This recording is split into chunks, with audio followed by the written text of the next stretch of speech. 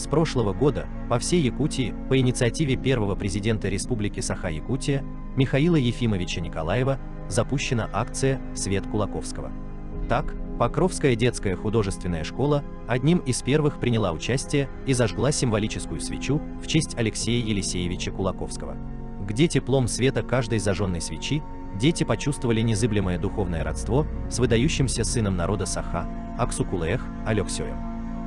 Школа гордится тем, что учащиеся Покровской детской художественной школы давно из года в год посвящают свои работы Алексею Елисеевичу Кулаковскому. Сегодня в этот замечательный день мы расскажем об одной из этих картин, посвященной жизни Алексея Елисеевича. Это работа выпускника Покровской детской художественной школы 2012 года 13-летнего Артура Гребнева, который со своим руководителем Харитоновой Людмилой Валерьяновной посвятили работу к столетию письма якутской интеллигенции Алексея Кулаковского, написанное в 1912 году в селе Кочекацы Хангаласского улуса. Работа называется «Письмо дошло до адресата».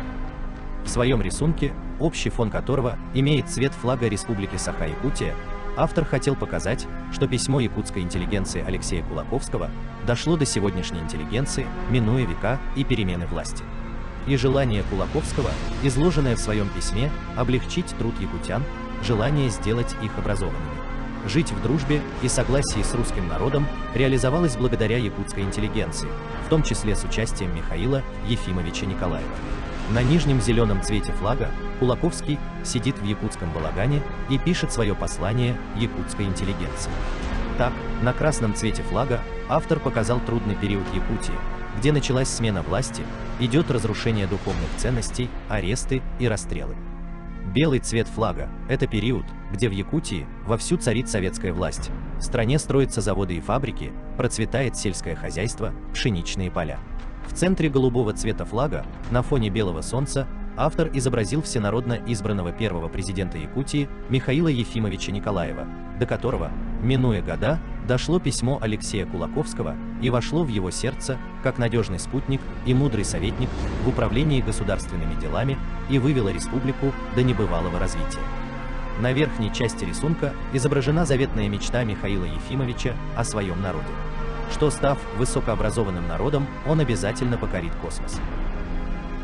Данный рисунок, посвященный двум юбилейным датам великих сынов народа Саха, это к столетию письма якутской интеллигенции Алексея Кулаковского и 75-летию Михаила Николаева, как и было запланировано, в торжественной обстановке, под бурные аплодисменты общественности республики, юным автором картины Артуром Гребневым был подарен Михаилу Ефимовичу.